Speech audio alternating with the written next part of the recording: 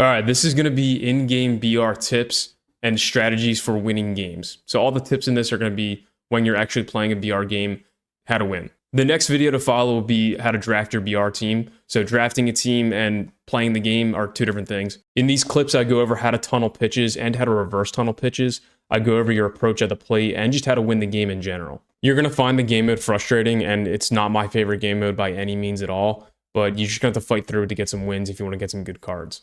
And the biggest takeaway from this will be to finish out your BR runs. The goal is to go 10-0, and I'm trying to teach you and help you get there. But if you are 5-1 or 6-1, I would recommend finishing it out, because even if you get 8 wins, you get a diamond. If you get 10 wins, you probably get a better diamond. I hope this helped. Leave a like if it helped. Leave any comments if you have any recommendations or suggestions for anyone else who's watching this. So BR, I never start off throwing strikes. I never start off throwing strikes. 2 reasons. I want to see what type of player they are, and I want to learn how many balls they're going to swing at. If they're swinging at a lot of balls, I'm going to keep throwing them. Number 2, if they're good, you're going to find out right away. If they take these pitches out of the zone that end up being close, then they're good.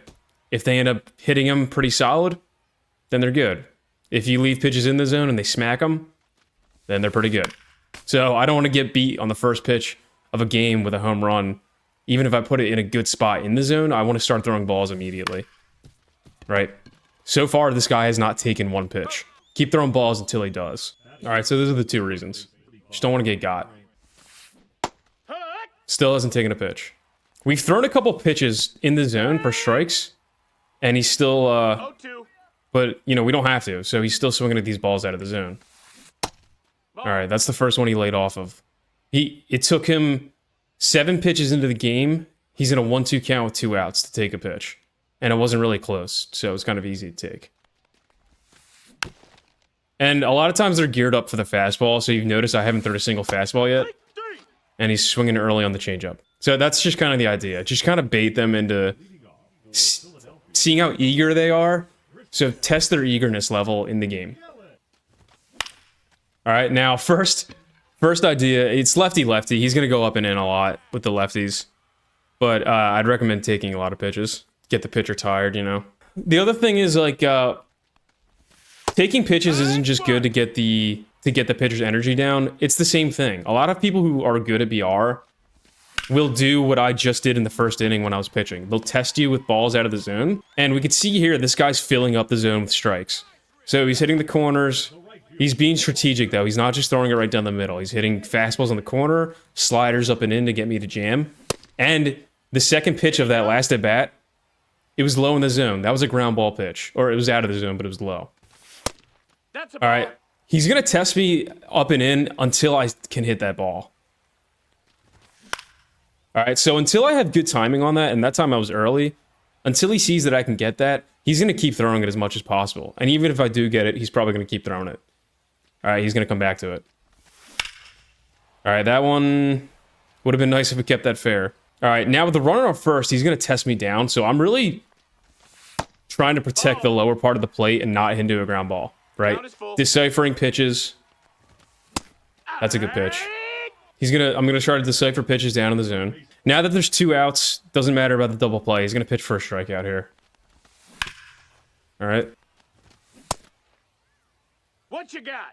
So he's gonna test me out of the zone, but he's filling up the zone too. So I want to make sure I'm on the mistakes, leaving pitches that are close.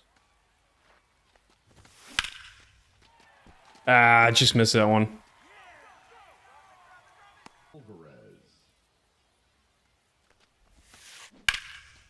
He was early on an outside changeup. It's all right. Now, to be fair, my pitcher was in the yellow for that, so we want to get someone fresh in there with good energy. If you're pitching with a pitcher in the yellow or the red, their hits per 9 is not going to matter as much, right? And the batter's PCI is just going to be bigger, so it's kind of natural. And I kind of went against my own advice, and I didn't throw a ball first pitch there.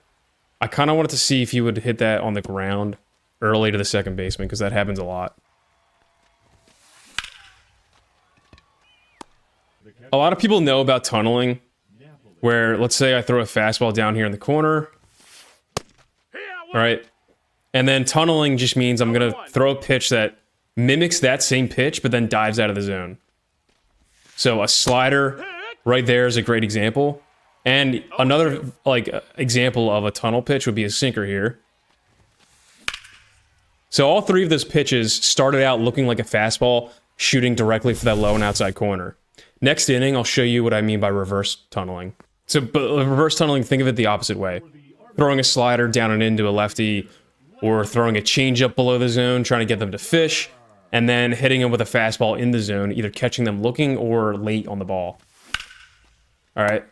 Now, it's unfortunate, but whatever. I don't even know how he dug that sinker out, by the way. Okay, so one thing you can kind of, like, guess on... I can't believe that was a check swing. One thing you can do is, if you haven't learned how to tempo and figure out what pitch the pitcher is going to throw, what you can do is, before he starts his windup, try to notice how fast the user, your opponent on the other end, clicked the button to pitch. Like, how fast did he select his pitch and start the pitch? If it's really fast, sometimes that means it's his primary pitch, like a fastball or a sinker, right? Just try to figure out what the primary pitch is first and then figure that out. All right, so primary pitch was a slurve. He started that pretty fast. You notice my opponent didn't really take his time on that. So it's pretty obvious that it was going to be his primary pitch. Now, if he takes a while before he starts his windup, then maybe he's thinking about what pitch he wants to throw. But if he's impulsively like selecting pitches, it's usually the primary pitch. Not all the time. So one good... Oh, I should have taken Joey Wendell out. He's so weak. He could be picking his pitches wisely and still picking them fast. So that's something I would do as a pitcher to be good at pitching, right? Like, know what pitch you want to throw before the screen gets back to the strike zone where you select your pitch. You also notice my opponent swung early on pretty much everything. That's just a bullshit hit. Like, just complete bullshit. I put that ball a good foot inside, and you saw how awkward he looked when he swung that, Mark Vientos. And he was, just early. Gets put in play. Third baseman should be able to get in front of that because it's hit so weakly. But the game just has a bug where they have terrible animations at the corners, at the corner infield. So if that ball was hit hard, there's a chance my fielder might actually get to it, because I'm telling you, it's ass backwards the way some of these pitches and fielding works. But I'm trying to pitch for the double play here, keeping it low in the zone. He dug it out from underneath the zone again. So that's just BR. Like, that's just the hellscape of BR. And that's why this game mode is really frustrating. You could have a really good strategy and still just get beat on stuff like that. Get over his head. Fucking shit.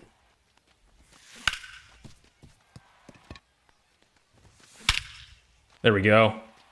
All right, see, just like that, you got to keep your head in there. We didn't hit well until the third inning, and we walk it off 2-1.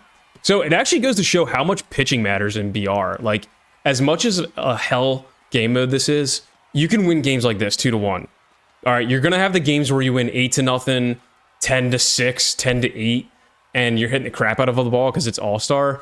But if you can manage to win games like this, you have a way better chance of going 10-0, because you're going to find games where, like, all of your hard hit balls are going to be outs. All of the opponent's hits are going to be crappy hits with really bad timing or horrible PCI, but they get a hit anyway.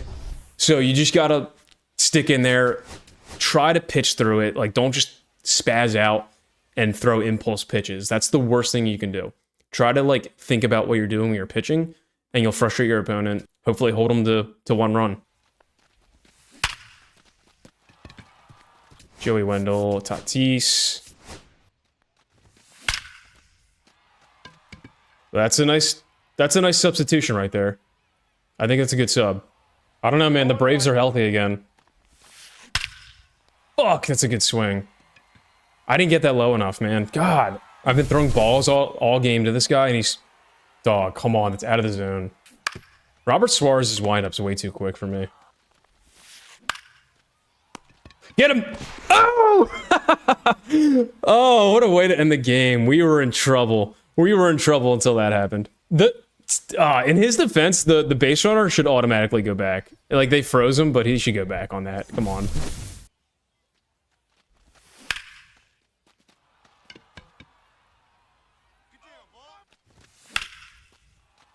Ooh, get out. Walker Jenkins. 2-0.